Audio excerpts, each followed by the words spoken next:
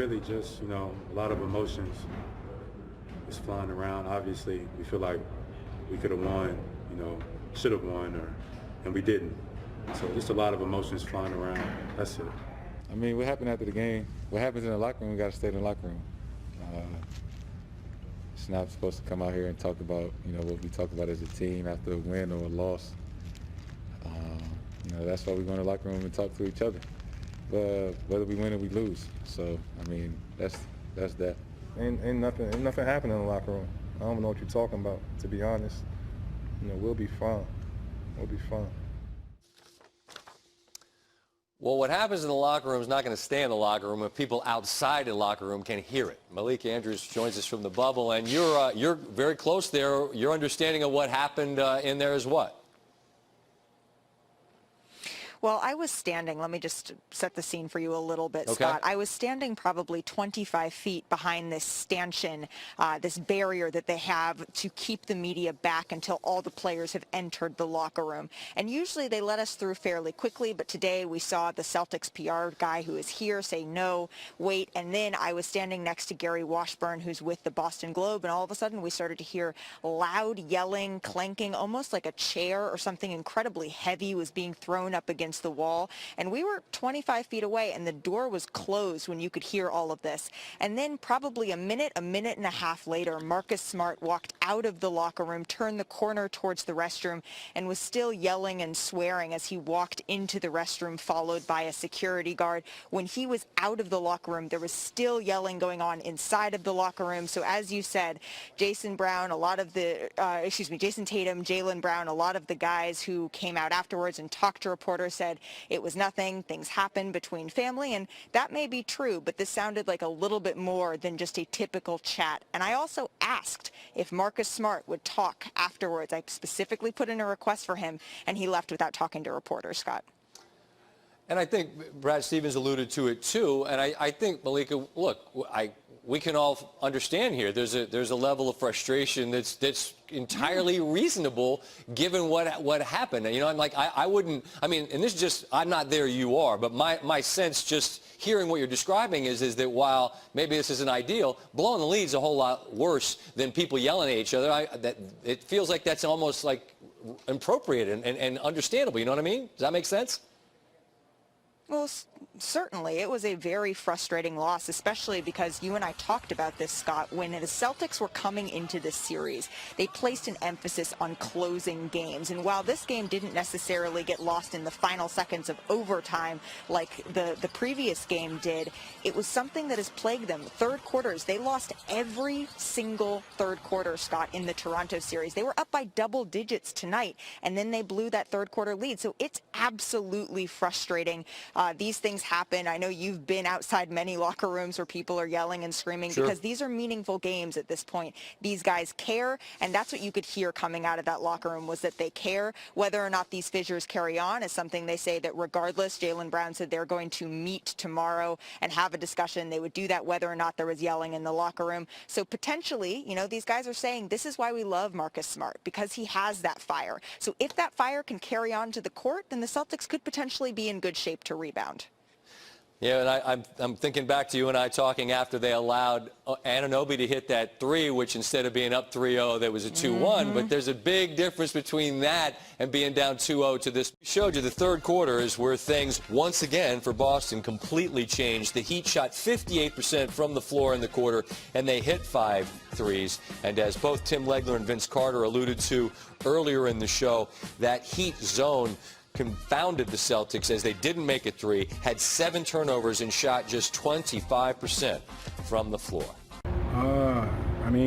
Gordon, Bam, Jay, Tyler, DJ came in and played some big minutes. We just never gave up. We started guarding the way that we're capable of. Rebounding the basketball always helps to make shots, don't get me wrong. But I think all in all, we didn't give up. And Blakey? I see you. You guys are down 17 at the point, and I think it's a 4-0 run over the last minute, but it seemed like that was a big stretch. To get 3 or 4 stops. Do you feel like that little tiny stretch is just settle things down a little bit? Definitely. You know, they got a lot of guys that can put the ball in the basket and get into that paint, and then you're spraying it out to their shooters. I think we just finally decided to make multiple efforts, get our body in front of them, and then close out. You know, in this league, against this team, you got to be able to do some difficult things. We weren't doing it at first. We started to do it, and turned out well for us. Nick Friedel. I mean, you guys have all talked about the culture and what it's meant to the group. Do you think that that kind of culture can be taught over time when you come to a team, or do you think the kind of mental toughness that you guys have has to come from within each individual guy? I think Coach Pat and Spo do a good job of picking those guys, so they already got it. Somehow, some way, they already know the guys that are going to fit in here. And to tell you the truth, to fit in here, you just gotta care about winning. That's the number one thing. Try to win in that championship, and we got a group of guys that want that night in and night out every single day. There's only one goal on our mind, and that's to win it. Anthony Chang. Hey Jimmy, I know you guys have run zone throughout in different spots throughout the season, but how do you think it worked tonight against Boston, especially in that third quarter? It was great. We got what we wanted to get out of it. You know, they'll go and they'll study it and come back better. But I know a lot of it comes down to what happens on the court, but you've played for a lot of different coaches. What makes Eric Spoelstra so good in these playoff situations, where he's able to make in-game adjustments like that and for it to results to come back so good? To tell you the truth, he trusts his players, everybody out there on the floor, and as much as he's commanding us on what to do, he's always asking, "What do you see?" Whenever you have a coach like that, and he knows that we may see the game differently than he may see the game, it helps. So he puts a lot of trust in us to let us go out there and play basketball the way that we think we should play it. But I mean, he just works. He studies the game. He makes everybody feel comfortable, man. And hell, I'm glad he's my coach. Mark Schwartz. Jimmy, you made 3 defensive plays in the final 3 minutes tonight that were really complex athletic plays, keeping your body in bounds on a couple of them, throwing the behind-the-back pass. Tell me about the mindset that goes into being in the right spot, first of all, and then being able to finish the play rather than just break it up temporarily. I think Spo is always preaching to me to just impact winning. Every single day, every time we talk, every time we speak, it's how are you going to impact winning tonight? And I think I did that on the defensive end. I think Goran and everybody else did that on the offensive end. But my job tonight was to guard, play those passing lanes, keep the energy level high, and do what I can to help win. So, you know, you make a play on the ball, keep the ball in bounds, and then my teammates will handle the rest.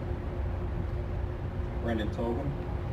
Jimmy, you guys have talked about always wanting to lose every 48 minutes, but you have gotten very good at building your way into these holes. What is the mood like on the team? I know you guys aren't afraid to call each other out. What is the communication like when you aren't playing up to par and feeling like you got to climb out of it and get it? We look each other in the eye and we tell each other when we're on some BS. Spo's going to do it. I'm going to do it. Jay's going to do it. Tyler's going to do it. Duncan's going to do it all the way down the line because it's unacceptable. We know whenever we're not playing the way that we're supposed to be playing. And as bad as it sounds, it's like a switch. It just turns on us up. There we go right there. So I'm telling you, it's straight-faced communication, move on and get it done. Clay Ferraro. Hey Jimmy, I know you talk about him all the time and you talked about it tonight, but what more can you say about Goran? He's a winner, man. That's my guy. Zoki and Gogi to the day that the world ends. That's me and him. It's our nickname together. And I'm glad that he's on my team. He's so smart. He doesn't care about stats. He just wants to win. And I think everybody overlooks that. But he's huge, and he has been all year. And making sure that everybody's in the right place, everybody's comfortable, everybody has the most confidence that they can play with on the floor. And I'm glad that he's on my team. He's so smart. He doesn't care about stats. He just wants to win. And I think everybody overlooks that.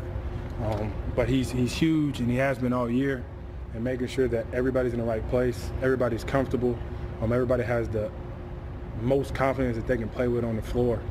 And he's everything for us, to us. And for him to know, like, okay, I got to do this, that's why he's another one of our leaders. What's my why? My people. You know, I'm here sacrificing what I'm sacrificing for my family. But we're gonna bring him a championship. So that's my why. Mark Spears. Now you're not underdog anymore. People believe you. How do you guys keep that with this 2-0 lead? We haven't done anything. We haven't. We can't get excited that we're up 2-0 because as good as it is to be 2-0, it could easily be 4-2 Boston. So we're going to come into it the same way, knowing that we got to be better and stay humble about it. We're not getting too high. You know, obviously we're not going to be too low, but we're going to stay in the middle and keep playing basketball the way we're supposed to be playing. And also, when did you realize when the different I knew it beforehand. I knew it. You know, I'm watching film of these guys. I'm seeing where these guys are coming from, and I'm like, yo, look, they like me in a lot of ways, which is good because I know how I would talk to myself, so I know how I can talk to them. I know what I would expect out of myself, so I know what I can expect out of them. And they're just some good dudes. They just want to win, man, and I'm here for that. Wes Lammy. Jimmy, you talk about obviously just having fun with this group and you guys love playing the game of basketball, but that defensive impact, obviously, with the last moments of the game winding down, how much fun is that on that end of the game? That's what it's about. That's what wins championships. Defense does that. And, you know, Bam played great defense tonight as well. DJ came in and did that. We was, you know, taking charges, getting on the floor for loose balls. That's how we're going to win. You know, we have to make it a tougher game. We're going to have to get it out of the mud, as we say, because on a talent level, I think Boston has that edge. Brandy from UTV. Hey, Jimmy, in the second quarter, you guys played a little flat. In the third quarter, ignited and outscored Celtics 37-17. What was said during the half to get the team going? You didn't have to say anything. We already knew. So, you know, coach didn't come in there yelling. He just came in there and was like, hey, guys, glad we watched the film, but there's nothing to say. We know it, you know it, and let's go out and act upon it. So we decided to go play some defense. Jimmy, thank you for your time, sir. You know it.